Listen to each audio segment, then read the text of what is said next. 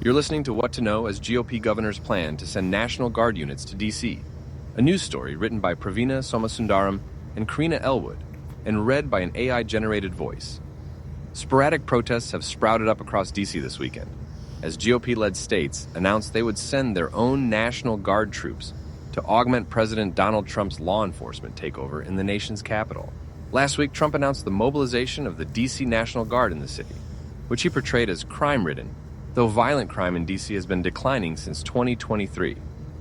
Trump has received praise from conservative allies and shows of support from GOP governors, while residents have pushed back on his depictions of Washington. On Sunday afternoon, local police said they were not actively monitoring any protests. Hundreds more troops are expected to arrive in the coming days. They may soon be armed. Here's what we know about the federal government's efforts to take over the city's law enforcement. Total troops could nearly double in size. The number of troops in D.C. could nearly double in the coming days as National Guard members from other states begin to arrive, an escalation that began over the weekend when 3 Republican governors answered the Trump administration's call for additional troops. On Saturday, the governors pledged up to 750 troops to join the 800 D.C. National Guard members already mobilized in the city.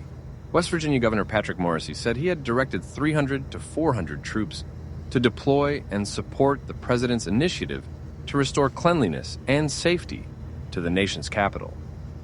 Ohio Governor Mike DeWine promised another 150 troops, and South Carolina Governor Henry McMaster signed off on 200 troops, adding that the request for help came from the National Guard Bureau of the Pentagon. Morrisey and McMaster said the federal government would be funding the deployment of state troops. Senator Chris Van Hollen, Democrat Maryland, called the federal request for state troops a total abuse of power. It's a manufactured emergency, Van Hollen said in an interview Sunday with ABC News. Asked what would happen if Trump continued the takeover beyond 30 days without congressional approval, Van Hollen said, "We'll end up right back in court. National Guard in D.C. may soon carry weapons." The federal government has signaled that the troops mobilized in D.C. could soon be carrying weapons.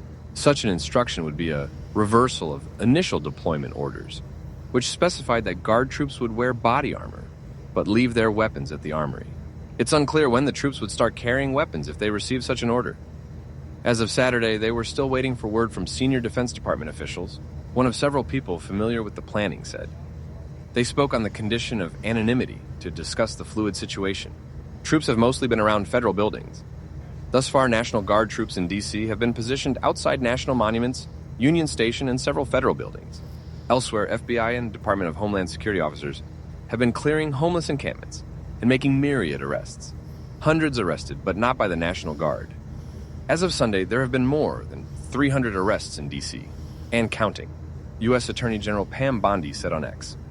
Authorities made 68 arrests over Saturday night and seized 15 illegal firearms, Bondi added.